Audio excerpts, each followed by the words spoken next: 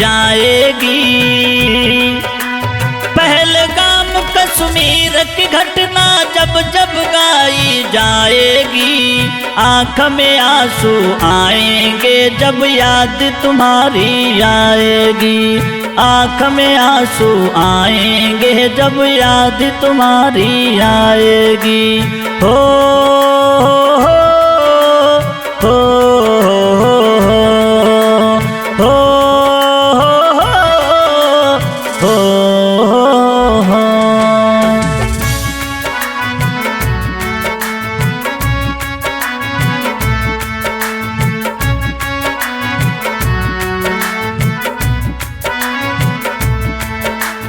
हाँ दोस्तों, super studio के माध्यम से ये श्रद्धांजलि गीत आप लोगों के सामने लेकर के प्रस्तुत हुआ हूँ। जो ये घटना मैं आपको बताने के लिए जा रहा हूँ, जो कि ये 22 अप्रैल की घटना है जम्मू कश्मीर की, जहाँ पर पहलगाम पड़ता है। वहाँ कुछ आतंकवादी घुस आए और उन दुश्मनों ने हमारे कुछ यात्रियों के ऊपर धावा बोल दिया और लगभग 28 लोगों को मौत के घाट उतार दिया।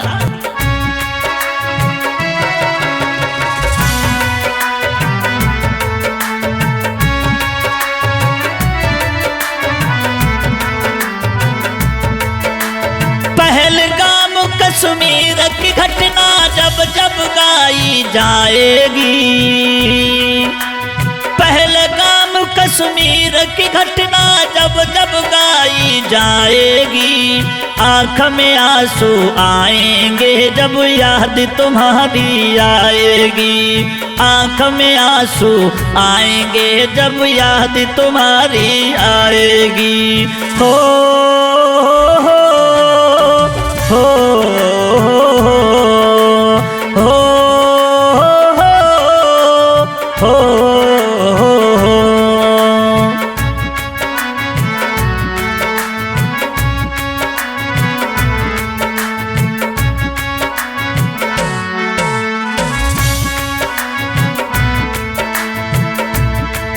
जब इस तरह से 28 लोग दुश्मनों के द्वारा मारे जाते हैं, बताया गया है कि जो आतंकवादी थे उन्होंने ढूंढ ढूंढ करके हिंदुओं को मार डाला। उनका नाम पूछा, अगर नाम हिंदू का निकला, उनके नाम के आगे जो सिंह लगा हुआ था, तो वो समझ गए कि ये हिंदू है और उन्होंने उसे मौत के घाट उतार दिया। अगर किसी ने अपना नाम नहीं बताया तो उसके वस्त्रों को उतार लिया, उसे नंगा कर दिया और समझ लिया कि यह हिंदू है, उसे मार डाला। ऐसा ही नहीं दोस्तों, कागा जाओ मेरे घर को संदेशा कहना, व्याकुल होना मात हमारी जन्म उसी से लेना।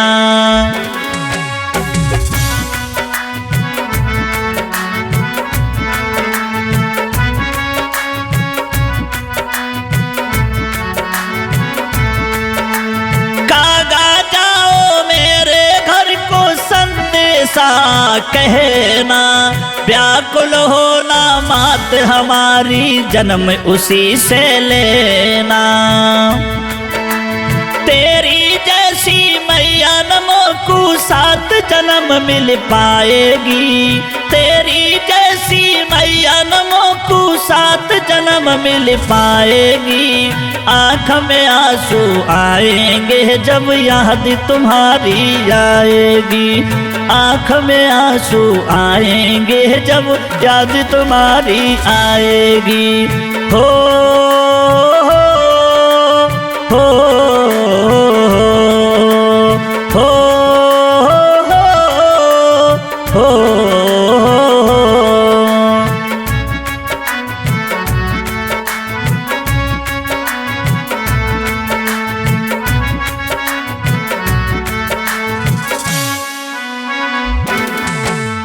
अपनी प्राणन प्यारी पत्नी छोड़ घर पर आए, कुछ तो लेकर संग में नारी हनीमून पर आए।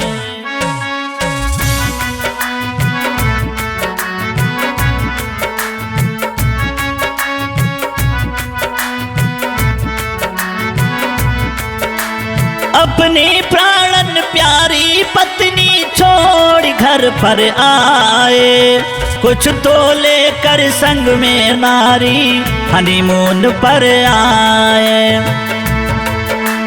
यकीन नहीं था नंगा करके इज्जत भी लुट जाएगी, आँख में आंसू आएंगे जब याद तुम्हारी आएगी, आँख में आंसू आएंगे जब याद तुम्हारी आएगी। हो हा हा हा हो हो।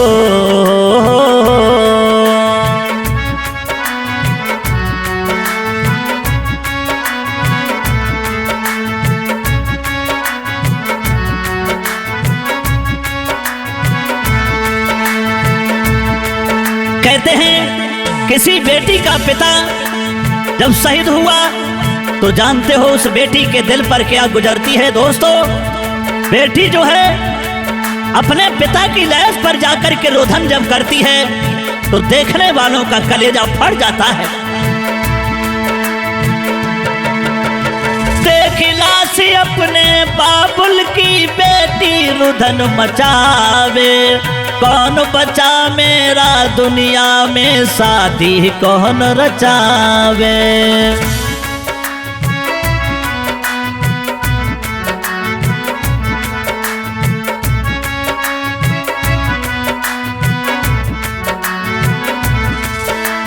देख लाश अपने बाबुल की बेटी रुदन मचावे, कौन बचा है इस दुनिया में शादी कौन रचावे। छोड़ चले गए पापा सबको माँ कैसे रह पाएगी, छोड़ चले गए पापा सबको माँ कैसे रह पाएगी। आँख में आंसू आएंगे जब याद तुम्हारी आएगी, आँख में आंसू आएंगे जब याद तुम्हारी आएगी। हो हो आ आ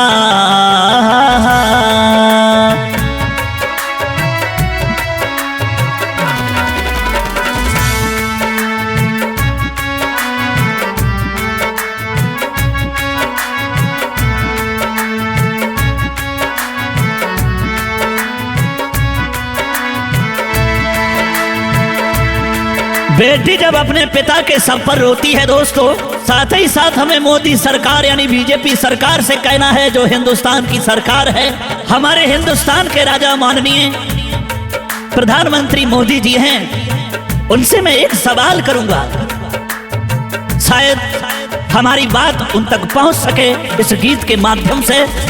तो जरा हमारी इस बात को सीरियस लेना, मोदी इस बात को नजरअंदाज मत कर देना और कहना है सरकार से दोस्तों,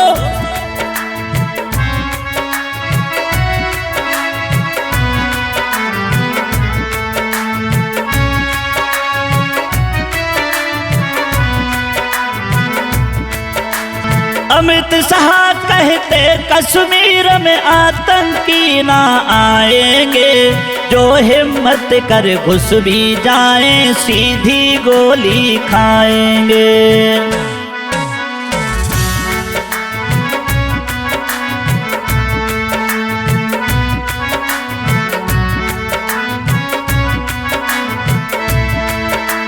हमारी भारत सरकार कहती थी कि आतंकवादियों की हिम्मत नहीं है कि जम्मू कश्मीर में आकर के घुस भी जाएं, अगर घुस भी गए तो सीधी गोली खाएंगे और धराशायी हो जाएंगे हमारे भारत के नौजवान सेनाओं से।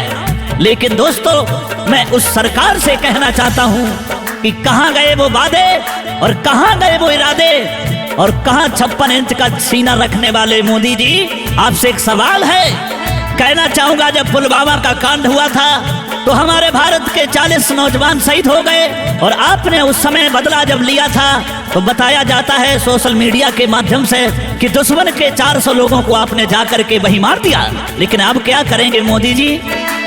अमित शाह कहते कश्मीर में आतंकी ना आएंगे, जो हिम्मत कर घुस भी जाए सीधी गोली खाएंगे।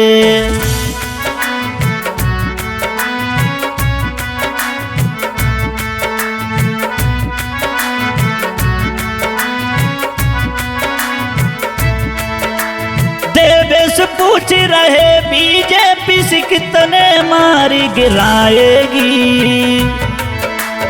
देवेश पूछ रहे बीजेपी से कितने मारी गिराएगी। आंख में आंसू आएंगे जब याद तुम्हारी आएगी। आंख में आंसू आएंगे जब याद तुम्हारी आएगी। हो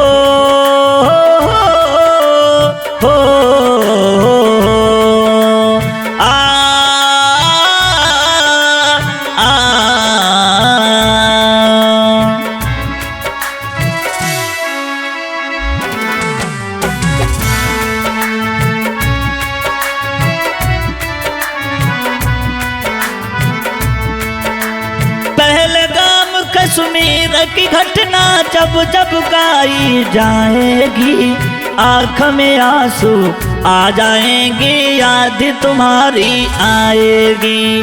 आँख में आंसू आएंगे जब याद तुम्हारी आएगी। हो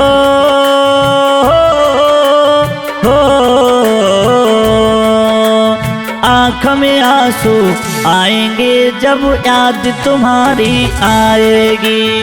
आँख में आंसू आएंगे जब याद तुम्हारी आएगी।